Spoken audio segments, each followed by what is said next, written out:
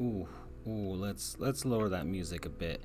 What's up, everybody? This is Francisco here from Sports Goofs, and just experimenting here with the new setup. Of course, I have to pop in here. Always have to remember that, right? So I'm testing out a brand new camera, as you guys can see. Now you can zoom in on me. So here I am. So what's up, everybody? Hey, how you doing? What's up? Yeah, here I'm by myself in the virtual studio. Andrew and Charles are not on. I just wanted to experiment with some things here before moving on to something else that I thought was pertinent to some of the things that I've been seeing in the sports world. And mainly, my current obsession is with the Cincinnati Reds because this team is awful. So I've got StatMuse up on the video screen above me, and it's not good, folks. It is not. It is muy malo, muy mal in the world of Cincinnati right now. Okay, the Bengals, sure, they made it to the Super Bowl. They lost, but they made it at least. But the Reds are not good. They're not a good baseball team. They are awful. They are 3-22. They're 25 games into the season, 162 games, and they're 3-22. They're currently on pace to have the worst record in Major League Baseball history. This is a team that's more than 150 years old, and they've reached these levels of suckage. I'm thoroughly impressed by this tank. If I have to say so myself, like this take, folks, it's amazing. It is one of the most glorious tanks I have ever seen. I'm looking at the stuff here in front of me, and the team's overall batting average is 203. Their overall team ERA is 6.86. I cannot fathom a team this awful. Not even the Marlins. I cheer for the Marlins, everybody. Not even the Marlins have had a team that was this awful. Sure, we've had a few that have lost 100 games, but these Reds are impressively bad. Impressively bad. And I know that yes, it's been 1 month into the season, and maybe things will even out, right? It always seems like we're always on the cusp of a team that is so bad that they might reach historic levels of bad, but a lot of the times they sort of even out, and you would think, okay, well, then that's what will happen with the Reds. They'll get on a bit of a hot streak. They'll face some teams that are around their level, some of the lower levels in their around their range, right? They play in the National League Central. They'll get matched up against some team like the Pirates, right? They're guaranteed to play a lot of games against the Pirates, but even then, the Reds are not guaranteed to do well. So we're gonna scroll up here, and I'm gonna show you what I've got above me. So let's go on over to the scores and schedules. How did we get here with the Cincinnati Reds? So their upcoming schedule, lo and behold, they're facing the Pittsburgh Pirates, a 4-game series coming up this weekend. They've got a doubleheader on Saturday. So when usually a doubleheader, I think most teams pick up at least one. Sometimes you get a doubleheader sweep every now and then. Sometimes you get swept. But you would think the Reds would be able to get one here, but they opened their season against let's start from the beginning. It's the defending champion Atlanta Braves. Okay, but hey, look, it's not so bad, right? They got they 2-2, a 4-game series against Atlanta, 2-2 to start. All right, that's good. All right, then head back home, open home opener against Cleveland, your cross-state rivals, right? Some big games, but nope, nope, nope. And as you start to see, here's a massive problem for the Reds is that their pitching staff is truly, truly bad. Against the Braves, 6-3 victory, but then the next night, 6-7 loss. So they gave up 7 runs. Then the next one, okay, a good game by the pitching staff, 2-1 loss, right? You can nothing to be ashamed about there. And then 6-3, your offense put up some numbers, but then you head back home, and the Cleveland Indians, the Guardians, the Cleveland Guardians put up a 10 spot. Oof. Then the next night, Cleveland, 7. All right. Then you trek out to Los Angeles. And look, the schedule for Cincinnati was tough at the beginning of the season. In fact, it's been really tough this season. And I think you'll start to see. They started with the defending champion Atlanta Braves. Then Cleveland. All right, Cleveland is in the American League Central. I've said this on the show. Very winnable division for any of the teams there. Any of those teams get hot, and it's very quite possible that they can take the division by having just one really, really good month. Not an okay month where, a couple games above 500. I'm talking about like a really good month, and you could probably take that division. But then they head on over to Los Angeles. Dodgers, and they put the pitching staff gives up 9 runs. Just 9 runs. You see where I'm going with this right now? You see where it's headed? It's not good. It's not heading to a good place. I'm telling you that much. All right. So then 1-3, another loss. Then 2-5, 5 runs, not good. Then 1-9, not good. Not good at all. So it's a 4-game sweep out at Dodger Stadium. Then next, San Diego. Padres have a lot to prove. They choked away their season last year. Okay, 1-4. Ugh, not great, but 4 runs relative what the pitching staff has done before. Sure, that's fine. But then 6 runs given up. 2-6 loss. Then another 6 runs given up. And I'm not saying that the offense itself is not culprit here. They're hitting what was it? They're hitting 203 batting average for the season. But even when they did try to put up some runs, they lost 5-10. They put up 5 runs here. They put up 6 runs in the second game of the season. So it's not like they haven't tried, but nothing is working in Cincinnati. That's and I shouldn't put it all on the pitching staff, but it's pretty daunting for your hitting core to see that. We got to put up at least 5 runs to try and at least get a shot at winning. So 3-game sweep out in San Diego, and they're gone. They head on back home to St. Louis to face St. Louis, the Cardinals, and 2-4 loss. Then 5-0 loss. The offense is anemic. There's a few shutouts here already. It's starting to build up here. Well, actually, surprisingly, they've been able to muster up at least a run, but they've got 2 shutouts at this point. Then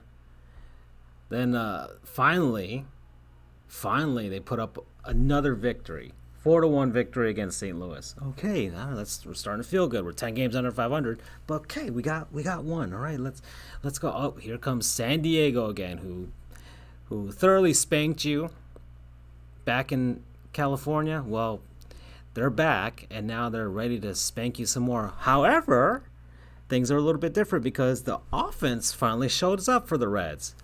But pitching staff, and this is why I was saying, well, I can't put it all on the pitching staff. However, I think the pitching staff is the main culprit as to why they're so awful. Because the offense finally shows up against San Diego, and They put up 6 runs, but then the Padres are up 9-6. Next night, put up 5 runs, 8-5 loss. 5 runs again by the offense, 7-5 loss. It's just a daunting mountain to climb. Then, if it wasn't bad enough, their opening schedule is really hard. And that's why I say maybe they'll, once they start facing some teams that are within their range, they'll start to knock out some victories. But the opening schedule for the Reds has been really hard. So then they head on over to Colorado, notoriously awful for pitchers, even with the humidors and the heightened walls and massive outfield space, and 10 runs given up. Oof. Then, a close 3-4 loss. Ugh. And then another 10 runs given up. Head on up to Milwaukee. Brewers are a good team. They're going to be fighting for the NL Central this year. 3-6 loss. Then, and now we're getting to ridiculous territory. Then a 4-18 loss, and then a 5-10 loss. The Reds are really bad. They're just a really awful team. They've given up double-digit runs. Let me see. In their first 25 games, 1, 2, 3, 4, 5 times. 5 times they've given up double-digit runs to the opposing team. And opponents, defending world champions, then wild card team last season, but Dodgers would probably win the division if they were in any other division, and of course won the World Series in 2020, 2 years ago. Padres got a chip on their shoulders, of course, and are still a good team. Cardinals, yeah, always NL Central Division winning threat right there. Padres again. Then the Rockies, who've had a great month to start the season. Right, so the Rockies are starting out with a winning record. All the teams in the NL West are at least 500. And then Milwaukee, who leads the NL Central right now. And thanks to the Reds, they're leading by 3 games over the Cardinals. Why? This 3-game sweep against Cincinnati. So the Reds are definitely going to post up a lot and factor in for the Brewers and the Cardinals. The Cardinals made the awful mistake of losing to them once, while the Brewers swept them. And this 4-game series against Pittsburgh, it's the chance for the Reds to put in a dent on this and not become the 1962 New York Mets, or worse, not set a new modern-day Major League record for losses in a season. But then they'll get Milwaukee again at home, and it doesn't look good. Those are the upcoming games for Cincinnati. Let me see if there's any more stats that we can see here. So here's all of their team ranks with regards to Major League Baseball. They're 27th in runs scored, not good. They're 29th in amount of hits, 162 hits so far. They're 29th right there. 20th in doubles, 21st in triples, 24th in home runs, and they play in a hitter-friendly ballpark whose park factor, I believe, was number 1 in Major League Baseball last season. So it's the most hitter-friendly ballpark in the majors, which does not bode well for the pitching, because the pitching is awful, but their hitters need to step up. 24th in home runs, 27th in RBI, 27th in walks, so they're not doing good. 15th in hit by pitches, 25th in strikeouts, so they're swinging and missing a lot, and they're not seeing the ball really well. 25th in stolen bases, yeah, they can barely get anybody on base, so how are they going to raise that? 10th in caught stealing, Yeah, and that makes sense. That makes sense that they're 10th in caught stealing, because, and I'm sure there's not as much stealing in baseball, but hopefully that'll change soon enough. But I could see why they would be in a very high on the list for that, because they have so few chances to score runs that they really need to find ways to manufacture runs outside of the box, just small ball, bunting guys over. Like there's really, they have to play very aggressively, and they really need to know when to play conservatively. It's not a good situation. 29th in batting average. I don't know who's worse than them, because yikes, who is worse than the Cincinnati Reds in batting average? I'm not sure. Can't be the Marlins. The Marlins have actually been scoring runs lately, and we're second place in the NL East. We're on a 4-game losing streak though, so that's not good.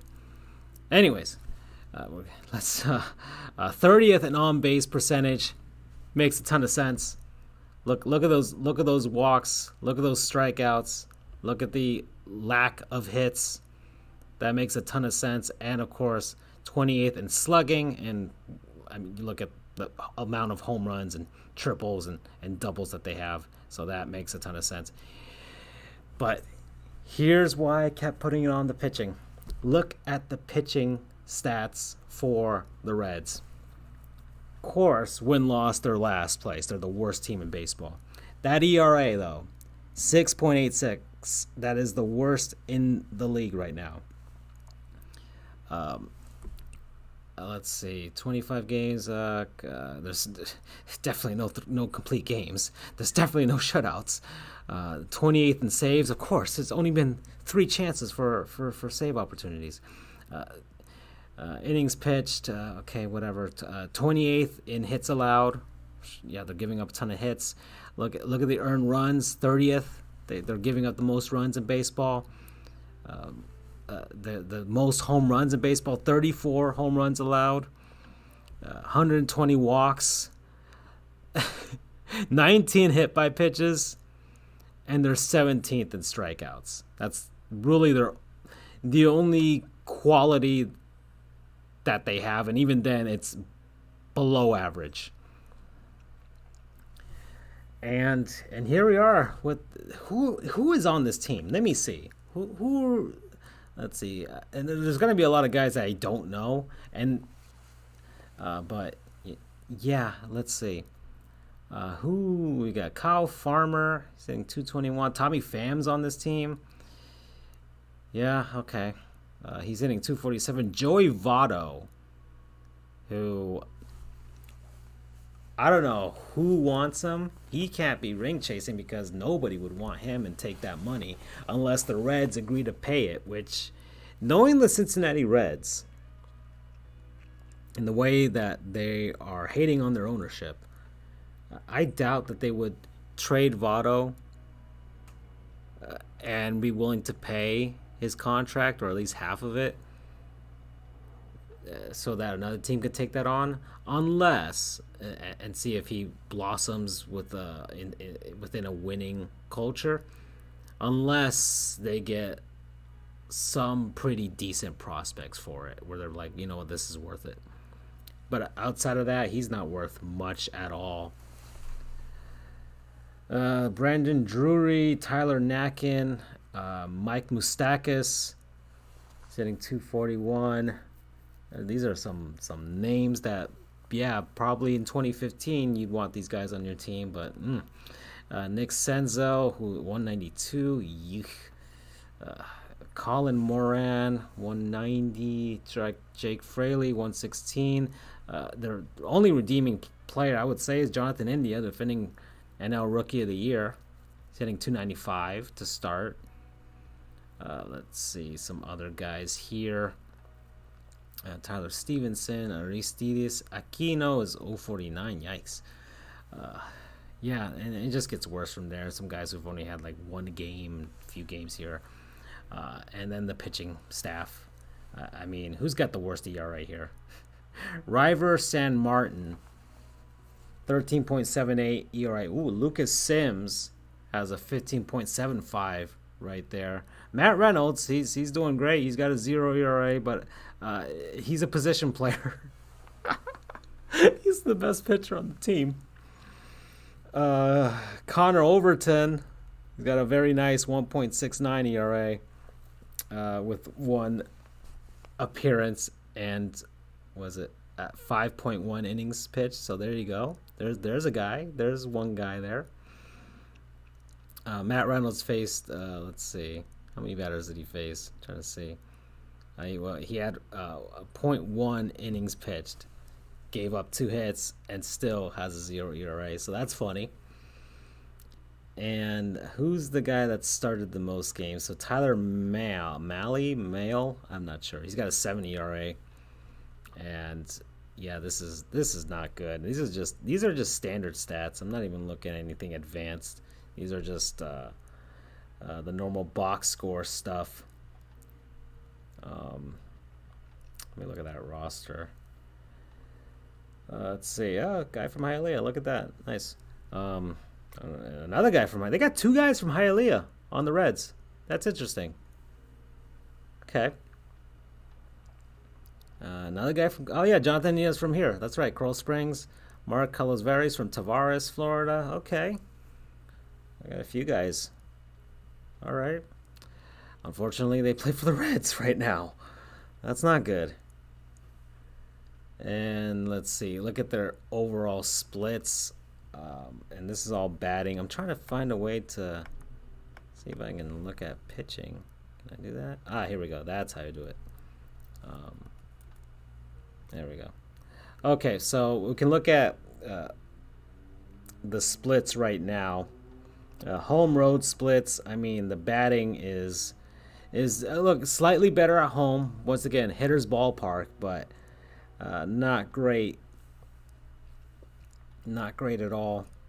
And look at that month of April. Just not good. And they're not doing well against anybody. They've only played 2 games against an American League team.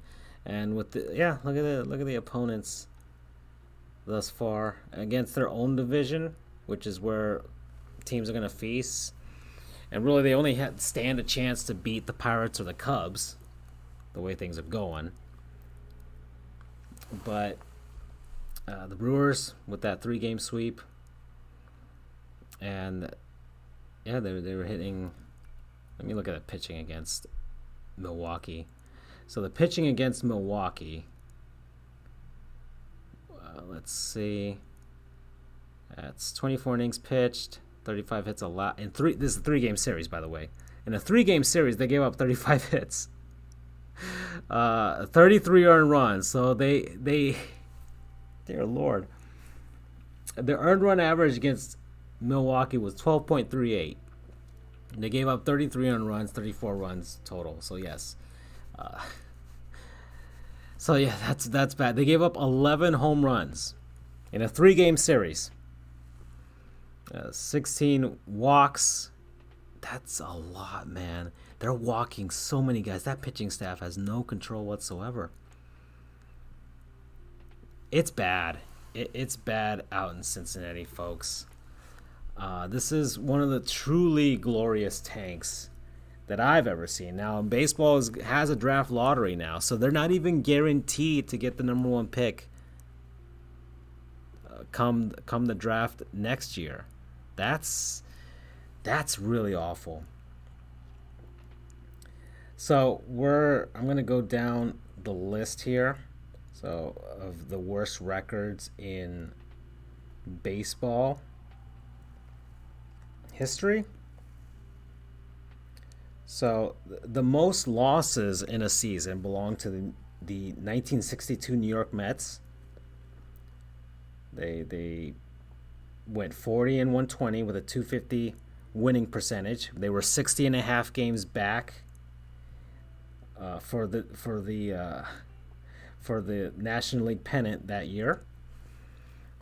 The worst overall, I guess, winning percentage wise in modern baseball history belongs to the 1916 Philadelphia A's, who went 36 and 117 with a 235 win percentage, 54.5 games back. And the worst in the National League belonged to the Boston Braves, who had a 248 winning percentage, went 38 and 115, 61.5 games back.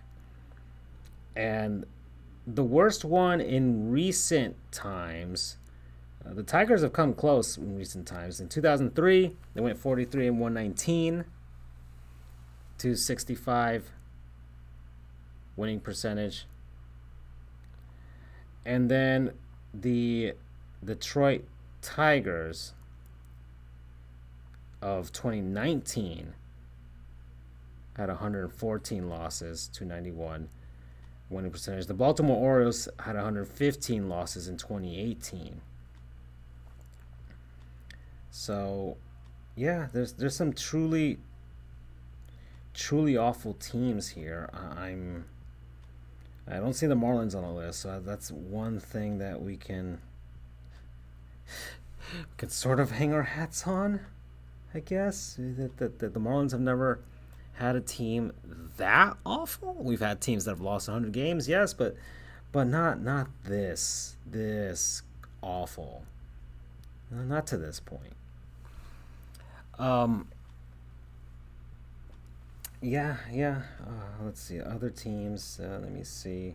And then they have a bunch of other weird teams from like the 1800s and what have you. The 1898 St. Louis Browns. The Cleveland Spiders were the worst team ever. They went 20 and 134, which was a 130 winning percentage. So that was that. And yeah, those are the Cincinnati Reds. That's it, folks. So I guess thank you for joining me in this sort of mini episode of Sports Goofs. You can, of course, listen to us, follow us on Twitter, Facebook, and Instagram, and TikTok. We're all over the place. You can watch us on Twitch, some of our old episodes on Twitch or YouTube, and plenty of other social media sites. And, of course, listen to the podcast version, the audio version of this show on Apple Podcasts, Spotify, Amazon Music, Audible, and Overcast, which is my personal favorite podcast app. And, see if I do another one of these some other time, but I just really want to talk about the Cincinnati Reds this time because I feel like I may not have been able to cover this on the show from the past show, episode 138. I forgot to mention them, but maybe I'll mention them next episode because maybe this gets a lot worse, and maybe the Reds start trending towards that worst ever modern day baseball record. It would be truly something. I would revere it just as much as 0-16 from the Lions and the Browns. I would. I'd remember that, or the New Jersey Nets from, I don't know, maybe like 13, 14 years prior to this. They were really awful. I think the NHL hasn't had a truly awful team probably since like the Ottawa Senators back when they started out in the early 90s. They really committed to the tank for sure to get some top picks and try and build their franchise. All right, well, I'm done. Y'all take care. Bye-bye.